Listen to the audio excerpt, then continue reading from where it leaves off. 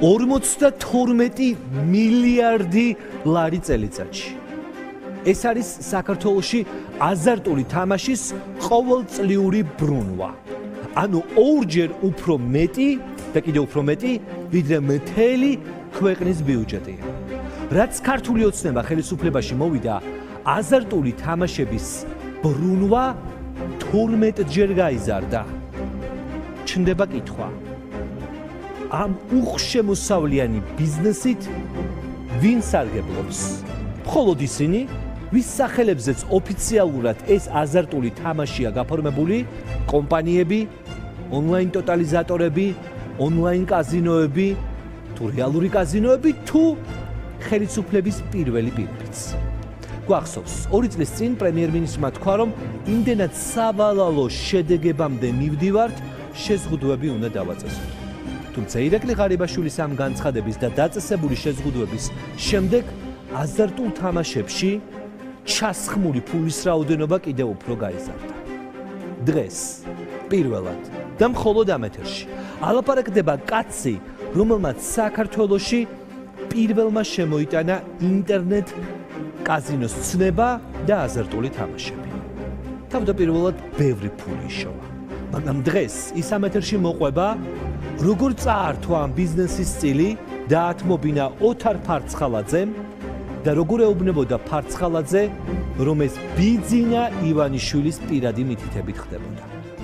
აქვს თუ არა რეალური ინტერესი ივანიშვილს აზარტული თამაშების ბიზნესში და მიდის თუ არა მართლ პარტიასთან ადამიანების წაგებიდან შესული დიდი ფული. მაკა ჩიხლაძე შემოდის ამ თემით სტუდიაში, ახლა მასთან ერთად უნდა ვილაპარაკოთ, მან ჩაწერა ძალიან ხმაურიანი ინტერვიუ. პრინციპში ეს არის პირველი შემთხვევა, როდესაც ამ ბიზნესში ჩართული ადამიანი თავად ლაპარაკობს ყველაფერზე და თავად ხსნის კარტებს. მაკა, როგორ დაიწყო და სად მოხდა ამ ადამიანის ტერორი? ეს არის პირველი შემთხვევა, როდესაც ომეგა ჯგუფის ცნობილი ჩანაწერების შემდეგ კიდევ ერთხელ ვიგებთ ოთარ ფარცხალაძის ლეგენდარული შტაბის სარდაფის შესახებ. კიდევ ვიგებთ არა მხოლოდ იმას, რომ ეს სარდაფი არსებობს, ამ შესახებ ისედაც ვიცოდით, დაახლოებით მისამართს მაინც, იმიტომ რომ ეს ადამიანი მიიყვანეს შარტავას 37 ნომერთან და უთხრეს, რომ აქ არის ჩვენი ცნობილი შტაბი. უბრალოდ მოხდა ისე, რომ იმ დროს, როდესაც ოთარ ფარცხალაძეს უნდა ჩაეყვანა და იქ განეხორციელებინა ზეწოლა ამ ადამიანზე, მას ყავდა სტუმარი ამ ცნობილ შტაბში, როგორც ჩვენი რესპონდენტი გვეუბნება, ეს იყო რუსი სამხედრო პირი და ამიტომ შტაბში მისი ჩაყვანა ვერ მოხერხდა. შესაბამისად, მიმდებარე ტერიტორიაზე, სწორედ შარტავას 37-ის წინ მანქანაში მოხდა ის, რაზეც გვიყვება ჩვენი რესპონდენტი. ჩვენი რეპორტაჟი ეყრდნობა სათამაშო ბიზნესის ოფიციალური მეწილის მონათხრობს და ჩვენი სტანდარტის შესაბამისად გადავამოწმეთ ყველა მის მიერ დასახელებული ფაქტი და ქონდა კომუნიკაცია მის მიერ დასახელებულ ფიგურანტებთან. მაკა, რა ოდენობის ფული ბრუნავს ამ ბიზნესში, რის გამოც ფარცხალაძეს უღირდა ძალიან პატარა წილის მფლობელი, 10%-იანი წილის მფლობელი ადამიანის რეიკეტი და მისი იძულება, რომ ეს წილები დაეთმო. 10% შეიძლება არ ჟღერს ახლა რეგითი მაყურებლისთვის ძალიან ისე რომ შთამბეჭდავი ციფრი იყოს, მაგრამ თუ იმ ციფრებს გადავხედავთ, რასაც თქვათ ამ ბიზნესიდან შემოსული მოგება და ბრუნვა ზოგადად გვაჩვენებს, მივხვდებით რომ აქ ძალიან დიდ ფულზეა ლაპარაკი. თუ დავუშვათ 2011 წელს 424 მილიონი იყო, დღეს ახლა ქართული ოცნების მმართველობისას 52 მილიარდამდეა გაზრდილი და ეს მაშინ, როდესაც 3 წლის წინ ჩვენმა პრემიერმა გვითხრა, რომ უნდა აიგრძალოს როგორც თამაში გარკვეული ასაკის შემდეგ, გასაკამდე, ასევე რეკლამაც. ფაქტია, რომ პრემიერის შემოღებული შემზღუდავი და შემბოჭველი ზომები არ აღმოჩნდა შედეგის მომტანი, იმიტომ რომ ეს მასშტაბი კიდევ ვისთვის შედეგის მომტანი? უფრო მეტად გაიზარდა, ხო? არ ვიცი, აქ უკვე შემდეგ მსჯელობის საგანია ამ ჟურნალისტური გამოძიების შემდეგ დამატებით მოკვლევას საჭიროებს, ვინ შეიძლება იღებდეს სარგებელს, იმიტომ რომ ამ სკანდალური ინტერვიუთი მე მრჩება აღქმა, რომ კარგი სუყეწილი მიდის იმათთან, ვინც ამ ქვეყანაში გადაწყვეტილებებს იღებს. ფარცხალაძეს უღირდა ნამდვილად ამ დავაში ჩართვა. შესაბამისად, წაგებული ხალხის ხარჯზე მოგებულები რჩებიან ელიტის წარმომადგენლები. მაკა ჩიხლაძის რეპორტაჟში თქვენ მოისმენთ გამაუგნებელ ფაქტებს, რომელიც ეხება აზარტულ თამაშებს და იქიდან მიღებულ ბევრ მილიონებს. სად ნაწილდება ეს ფული? ლაპარაკობს ადამიანი, რომელმაც ეს აზარტული თამაშები საქართველოში ერთ-ერთმა პირველმა შემოიტანა.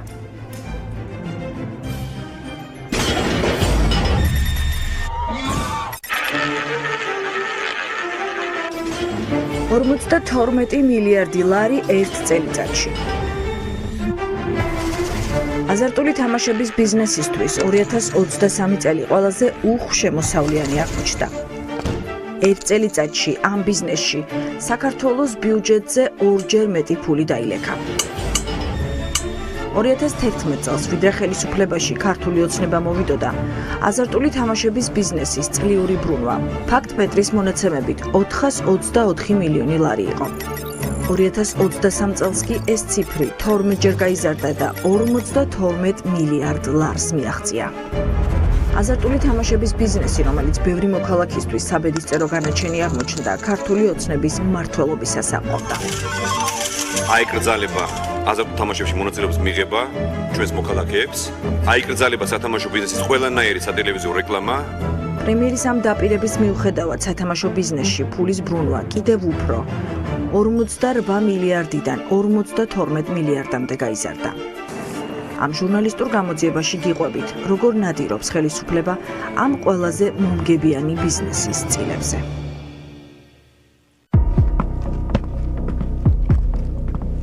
მე მწხვენია, რომ დღეს ივანიშვილის მთავრობა და ივანიშვილი მე მართმევს და თავის შვილებს აჭმევს.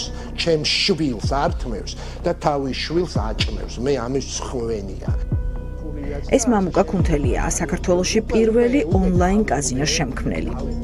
ამტკიცებს, რომ მასთან თანამშრომლობით დაიწყეს თავის დროზე სათამაშო ბიზნესი ცნობილმა ონლაინ კაზინოებმა.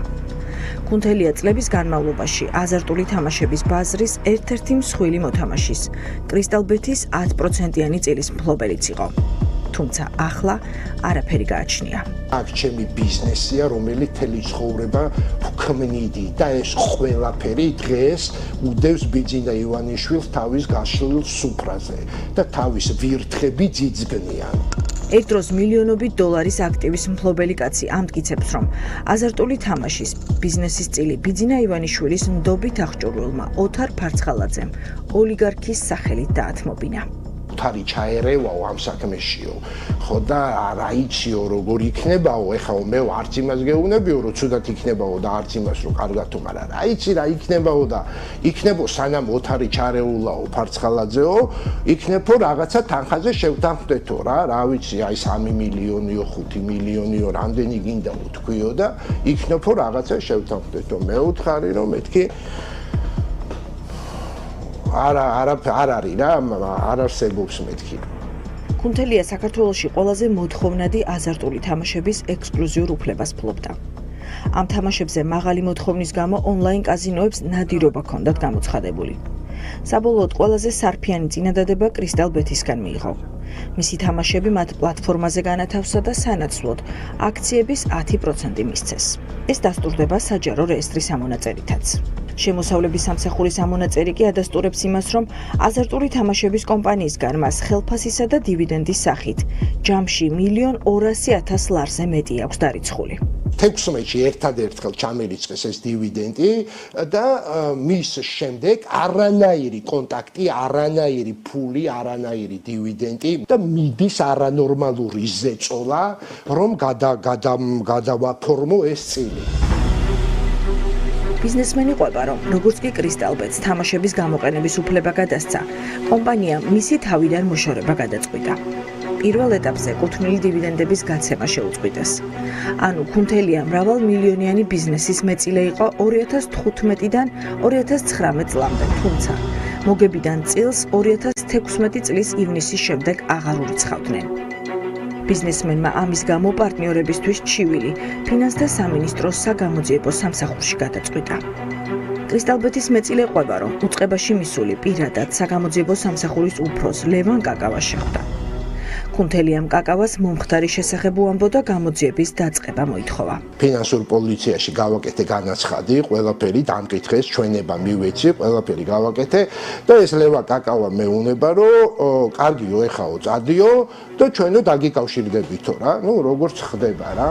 და ამ დროს მიკავშირდება ერთი ჩვენი ნაცნობი გოგა თოფურია, ანუ ეს ლევან კაკავას მარჯვენა ხელი, ეს ლევა კაკავა, ეხა მე აქ ვისაც ვიტყვი, ეს არის ოთარ ფარცხალაძის მარჯვენა მარცხენა ხელები. ბიზნესმენი, რომელიც აზარტული თამაშის ბიზნესის წართმევაში ივანიშვილის გარემოცვას ამხელს, ამბობს, რომ მიგზავნილი შუამავალი მას ოთარ ფარცხალაძის სახელით ელაპარაკებოდა. უთხრეს, რომ მრავალმილიონიანი ბიზნესიდან ნებით უნდა გასულიყო და ფულს მისცემდნენ. დაძრა ჩემს მიმართ მთელი სახელმწიფო მანქანა. ამათი გახამება იყო ახალი დაწყებული, ჯერ მორიდებით ხამობდნენ რა. აი ხა რო სუფთა ვახანალია, ნუ ხა იმასთან შედარებით, მაშინ ცოტა ისეთი რა. იმ დროს საქართველოში ამ ბიზნესში ბრუნვა წლიდან წლამდე იზრდებოდა. ამიტომ წილის დათმობა ბუნებრივია, რომ არ უნდოდა და კატეგორიული უარი თქვა. ვიყვება, რომ ამ უარის შემდეგ მოვლენებმა ოთარ ფარცხალაძის ცნობილ სარდაფში გადაინაცვლა და ბიზნეს დავის კულისებიდან ქვეყნის ყველაზე ოდიოზური ყოფილი მთავარი პროკურორი თავად გამოვიდა. ოთარი ფარცხალაძე მოდის ჩემი უარის მერე. თავისი ცნობილი სარდაფით და თავისი ცნობილი მეთოდიკით რა. ხო და ნუ თავიდან უბრალოდ იყო გასაუბრება, რომ ხომ იციო ვინც ვართო, ჩვენცო ვიცითო, შენცო ვინც ახარო და ნუ მოკლედ ვერცად ვერ წახვალო და ვერცად ვერ წამოხვალო. ოთარ ფარცხალაძესთან შესახვედრად კრისტალბეთის 10%-იანი წელის მფლობელი შარტავას 37-თან მიიყვანეს. ეხაო ჩვენო წავალთო ჩვენ ცნობილ ადგილასო და რა ადგილას მეთქი რა ადგილას მეთქი და არიციო ჩვენი შტაბი სად არისო. ამ ტერიტორიაზე ესე რომ შემოაყენა მანქანა, კიდე საკონტროლო ზარი გააკეთა და ჩემი აზრით მას უთხრეს გამომდინარე იქიდან რაც გააჟღერა, რომ ყავდა სტუმრად ვიღაცა რუსი გენერალი, თუ ვიღაც რუსი არ ვიცი სამხედრო და ვერ მიიღებდა, მე ველოდეთ და მე გამოვიდა თვითონ ფარცხალაძე და მანქანაში მოხდა, ხო. ანუ ერთხელო გეტყვიო და უფრო კარგათო კიდეო რა, თან უკვე იყო ზეწოლის ფაქტები და რაღაცა, ეხა მე არა ვარ რა, მე კრიმინალთან შეხება არა მაქვს და ცხოვრებაში დაჭერილი არ ყოფილვარ და პოლიციაში არანაირი ის არა მაქვს ეხა მე. და თუ ეს კრიმინალური რაღაც ის რო წავიდა ხასიათის უკვე ის, შემატყო რომ ძალიან ავნერვიულდი და განვიცადე რა და არ ვიცი ალბათ მიხვდა რომ შემეშინდა და შეიძლება ჩათვალა რომ რა ვიცი რაღაცა არ მოუვიდესო და არ ვიცი ესეთი გადაწყვეტილება მიიღო, მოკლედო მეო ჩემი გითხარიო, ეხაო მიდიო და დანარჩენსო გეტყვისო ისო გახარიაო და ჩაიწერეო ნომერიო, მომცა ნომერი. საგამოძიებო სამსახურისა და ოთარ ფარცხალაძის შემდეგ კრისტალბეთის მეწილე ბიზნეს ომბუდსმენთანაც მივიდა და დახმარებას თხოვა. ამ პოსტზე მაშინ გიორგი გახარია მუშაობდა. კუნთელია ამბობს, რომ გახარიასაც მასზე განხორციელებული ზეწოლისა და იძულების ფაქტების შესახებ უამბო. შევხვდი გახარიას თავის კაბინეტში, რამოდენიმეჯერ ის ადგა, გავიდა კაბინეტი და შემოვიდა, ანუ გადარეკა შეათანხმა რაღაცა აი ეს მომენტი იყო რა, გადიგეთი ორჯერ გავიდა, შემოვიდა. კარგიო მოკლედო, წადიო ეხაო შენო, ჩვენო ამას შენ სადმე ხوار მიდიხარო, ხوار გადიხარო ქვეყნიდანო, ხო და არა მეთქი რა. არაფერი, კარგიო, მაშინო წადიო და დაგიკავშირდებითო რა. და წამოვედი და ნუ ეხა ველოდები რა მოხდება და ისევ რომ მოვიდა ეს გოგა თოფურია და ისევ იგივე, ვინებს ეჭიდავებიო ხო? ანუ ვინები გიდგასო წინო ხო ხედაო, ფარცხალაძეო, გახარიაო. გადაწყვეტილება არც ზეწოლის მეორე ტალღის შემდეგ შეუცვლია. ამიტომ ოთარ ფარცხალაძემ საქმეში მასზე უფრო მძიმე არტილერია შემოიყვანა. ყოფილმა მთავარმა პროკურორმა ბიზნესმენს შეუქმნა განცდა, რომ მასთან პირდაპირ სატელეფონო ხაზზე ბიძინა ივანიშვილი იყო. საუბარში მეუნება ფარცხალაძეც და ეს თოფურიაც, რომ საქმის ყურში არის პირველი. ნუ ხან პირველს ახსენებდა, ხან ბიძინა ივანიშვილს რა. ხან პირველს, ხან ბიძინა ივანიშვილს. ამას ახსენებდა ისეთ კვანძურ მომენტებში, რომ პირდაპირ მკარნახობდა, რომ всё იმის იქით არაფერი აღარ არის. ამ დროს უკვე მიხვდა, რომ წილს თუ არ დათმობდა, ფიზიკურად გაანადგურებდნენ და ქვეყანა დატოვა. მისივე თქმით, თავი ესპანეთს იმ იმედით შეაფარა, რომ ევროპაში წილის გადასაფორმებლად არავინ ჩააკითხავდა. ემიგრაციაში 3 წელი დაჰყო. ამ დროს თან მომგებიანი ბიზნესის მფლობელი იყო და თან კუთვნილი წილიდან ერთ თეთრსაც აღარ უხდიდნენ.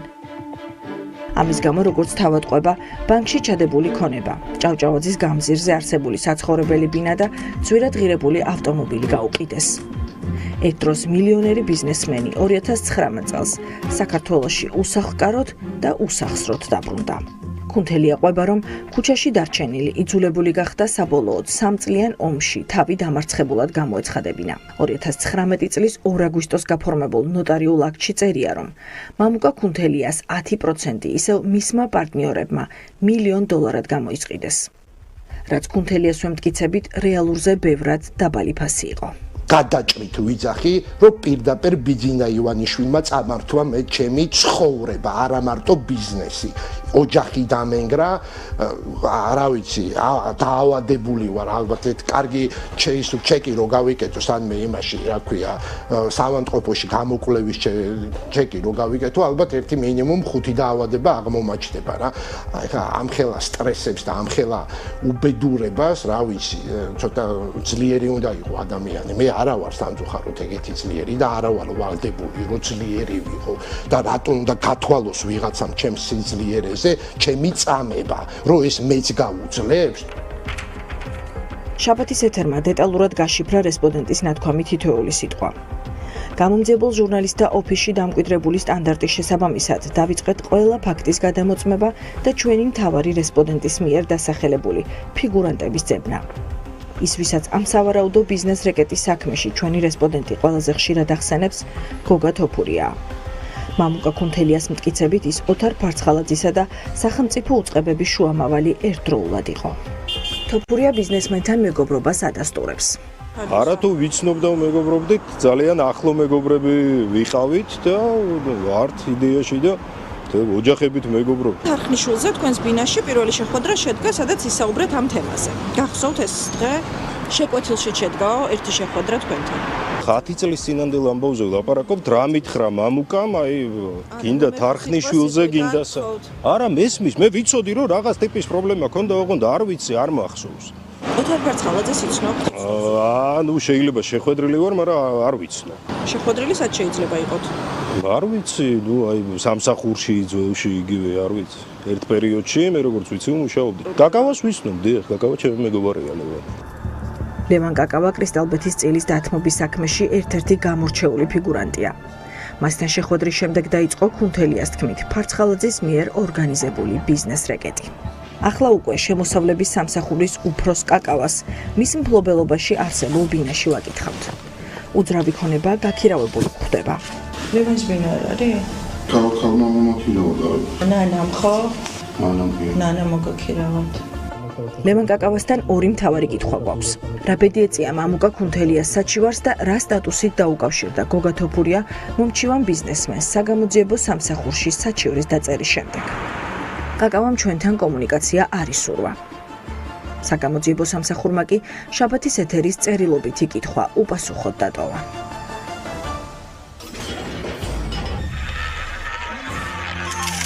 რა ბედი ეწია კომპანიას, რომლის წილიც მამუკა კუნთელიას დაათმობინეს. კუნთელია ამბობს, რომ მასთან დაწყებული პრობლემების შემდეგ კომპანია ფიქტიურად გააჩერეს. მთელი აქტივი კი სრულად ახალ კომპანიაში გადაიტანეს და საბოლოოდ რამდენიმე 10 მილიონად უცხოელ ინვესტორზე გაყიდეს. დოკუმენტებით დასტურდება, რომ ახალი კომპანია ნამდვილად 2015 წელს ფუძნდება. მაშინ როცა კრისტალბეთიდან მამუკა კუნთელიას გარიდების ოპერაცია დაიწყო. თუმცა გასხვისებული კომპანიის მართულ რგოლშიც კრისტალბეთის მეწილე და კუნთელიას ყოფილი პარტნიორი ჩანს. რაც ბიზნესმენს უჩენს საფუძვლიან ვარაუდს, რომ სპეცოპერაციის მთავარი მიზანი სარფიანი საქმიდან მისი მოშორება იყო. კრისტალბეთის წილთან დაკავშირებით მინდა და მეკითხა მამუკა კუნთელიას გასვლა როგორ მოხდა ბატონო მამუკა? მე რატომ მეკითხეთ?